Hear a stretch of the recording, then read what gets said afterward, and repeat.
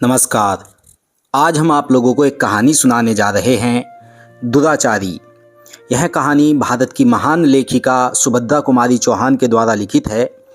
यह कहानी सामाजिक नैतिकता, दिखावे के सदाचार और वास्तविक इंसानियत पर एक कटाक्ष है। कहानी के अनुसार एक कथित दुराचारी अपनी कुटिलता के बावजूद गरीबों की मदद करता है, जिससे समाज के सदाचारियों से वह बेहतर साबित होता है, जो केवल स्वार्थ और प्रतिष्ठा के लिए जीते हैं। तो आइए सुनते हैं आज की कहानी, दुराचारी। पंडित राम सेवक के हाथ से सुमरनी गिर पड़ी। वह झल्लाए से उठकर पूजा की कोठरी से बाहर बरामदे में चले आए। बरामदे से गाना और साफ साफ सुनाई पड़ने लगा। मुंशी दयाशंकर के तिमंजले पर से कोई कोकिल कंठी गा उठी, नीर भरन कैसे जाऊं। सचमुच गीत बहुत ही मधुर और गान का ढंग अत्यंत आकर्षक था। पंडित राम सेवक लाख प्रयत्न करके भी माला जपने में सफल न हो सके। जब राम नाम का गढ़ इस गीत के सामने टूटकर गिर ही पड़ा, तब पंडित जी सुमरनी एक तरफ रखकर बरामदे में एक स्टूल खींचकर बैठ गए। दयाशंकर की कोठी की तरफ मुंह करके वे संगीत का सुख लेने लगे। गायिका गा रही थी, डगर चलत मोसे रार करत है, बैया पकड़ मोरी ढीठ कन्हाई।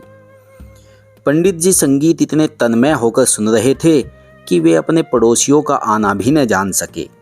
उनकी तंद्रा तब टूटी जब उनके पड़ोसी किशन ने उनके कंधे पर हाथ धरते हुए पूछा, पूजा हो गई पंडित जी?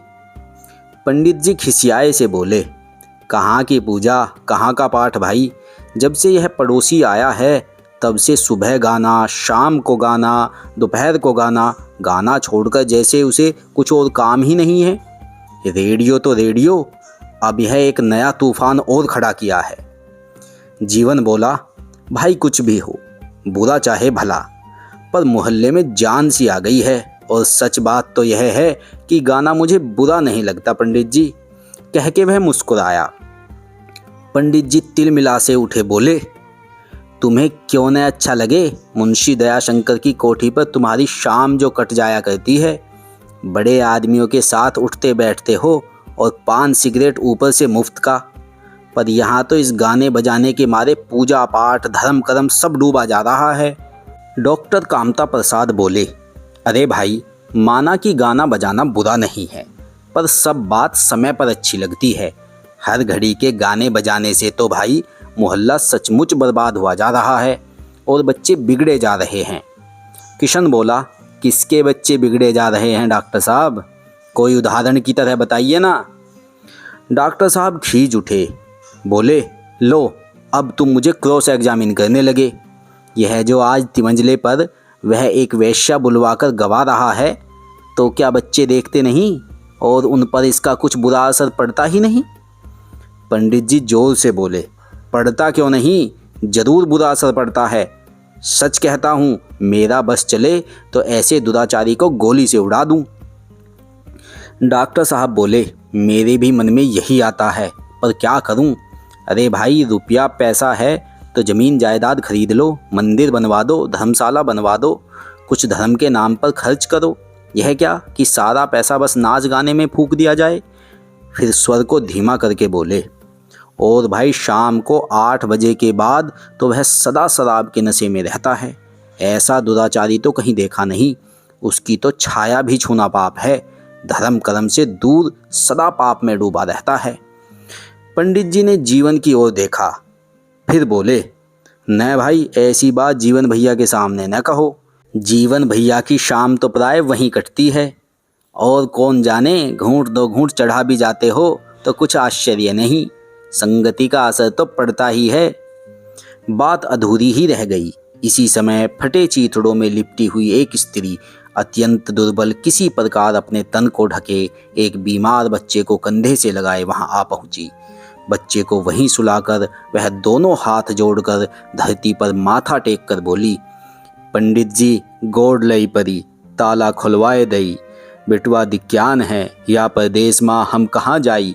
काल परो तक कोठरिया के किरावा जरूर दे देब, आज कतहु नहीं पाएन। इसका मतलब था कि पंडित पैरों पड़ती हूँ, ताला खुलवा दीजिए, लड़का बहुत ज़्यादा बीमार है, परदेश में कहाँ जाऊं? कल परसों तक किराया जरूर दूंगी, आज कहीं नहीं मिला।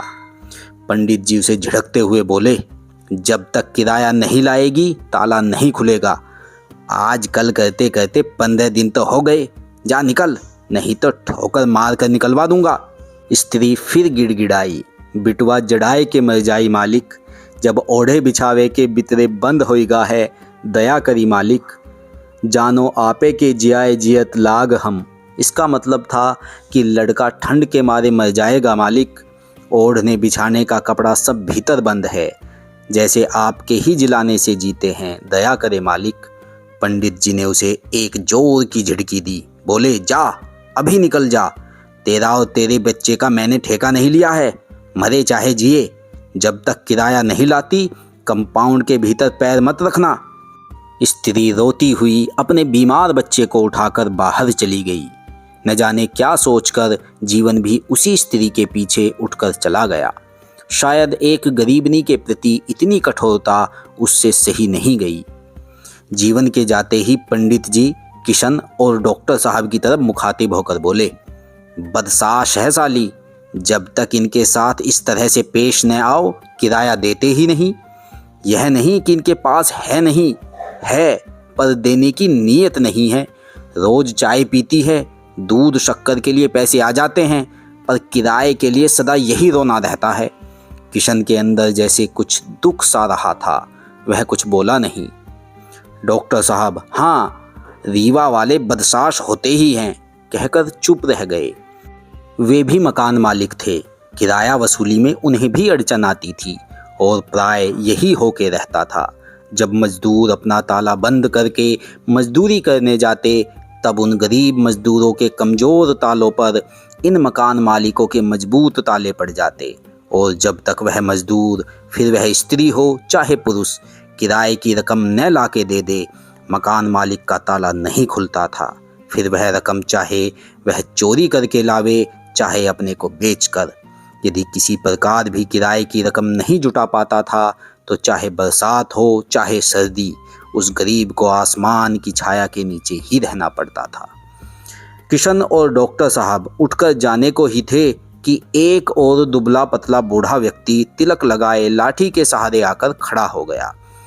डॉक्टर साहब और किशन के सामने कहने में कुछ संकोच का अनुभव करते हुए भी न जाने क्या सोचकर बोला, मालिक, आज बड़ी आफत में पड़ गया हूँ, 10 रुपयों की बहुत ज़रूरत है। बहू को बाल बच्चा हुआ था, बुखार आ गया था, अब हवा लग गई है तो वह अरबर बकती है, बहुत गाफिल है।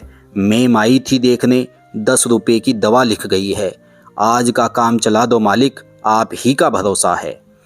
पंडित जी ने बूढ़े की ओर घूर कर देखा, बोले, कोई जेवर लाए हो दीनू पंडित, या वैसे ही रुपया लेने आए हो? अभी तो पहले के रुपये ही पड़े हैं, एक धेला ब्याज तक नहीं मिला है। दीनू सिटपिटा सा गया, बोला, जेवर एवर हम गरीबों के पास कहाँ है मालिक, आप सहारा न देंगे तो वह मर जाएगी, आप ही उसे जिलाइए, जिंदगी भर आपकी गुलामी करूँगा मालिक। पंडित जी झिड़कते हुए बोले, जेवर नहीं था तो फिर क्यों हाथ झुलाते हुए चले आए, जाओ रास्ता नापो। और यह सुन लो, पिछला रुपया मैं ब्याज के 7 दिन के अंदर नहीं चुका दिया तो अदालत के जरिए वसूल करूँगा, समझे। बूढ़ा दीनू हताश होकर चला गया। पंडित जी खींच कर बोले, सुबह से शाम तक यह साले रुपया ही मांगने आते हैं, लौटाने की बखत जान पर आती है। किशन और डॉक्टर साहब नमस्ते करके चले गए। उनके मन में क्या था कौन जाने। इस घटना के कई दिन बाद पंडित जी खेत पर जा रहे थे। रास्ते में मिल गए जीवन और किशन। पंडित जी ने पूछा, कहीं गए थे क्या जीवन भैया, दिखे नहीं इधर कई दिनों से। किशन, तुम भी नहीं आए, रामायण भागवत रोज शाम को हुआ करती है, तुम लोगों के बिना सूना सूना लगा करता है, भाई आ जाया करो, धर्म की वार्ता से इतनी दूर क्यों रहते हो, असर पड़ने लगा क्या पड़ोसी का। किशन चुप रहा, पर जीवन बोल उठा, पंडित जी, रामायण भागवत और पूजा पाठ से फ़ायदा ही क्या अगर हम आदमी को आदमी न समझ सके। मैं तो रामायण भागवत का पाठ करता नहीं, पर आदमी को आदमी समझता हूँ, भगवान मंदिरों में नहीं, हम आप और गरीबों में हैं। पर किराए के लिए उस दिन जैसा जो कुछ आपने उस गरीब स्त्री के साथ किया वह उचित न था। पंडित जी हंस पड़े, बोले, जीवन यही तुम भूल करते हो। अगर मैं कहूँ कि उस घटना के घंटे भर बाद ही उस स्त्री ने किराए के रुपये लाकर दे दिए, तब तो तुम विश्वास करोगे न कि वह झूठ बोलती थी और उसके साथ वही बर्ताव होना चाहिए था जो मैंने किया था।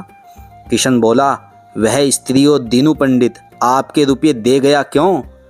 पंडित जी सगर्व बोले, दे के कैसे न जाते, मैंने अदालत की जो धमकी दे दी थी, यह सब साले इसी के लायक हैं। जीवन बोला, पर पंडित जी, इन दोनों आफत के मारे गरीबों को उसी दुराचारी दयाशंकर से ही मैंने रुपये दिलवा दिए थे, और तब कहीं वह कष्ट से छुटकारा पा सके। नहीं तो अब तक धन्यों के बच्चे और दीनू की बहू का न जाने क्या हाल हुआ होता।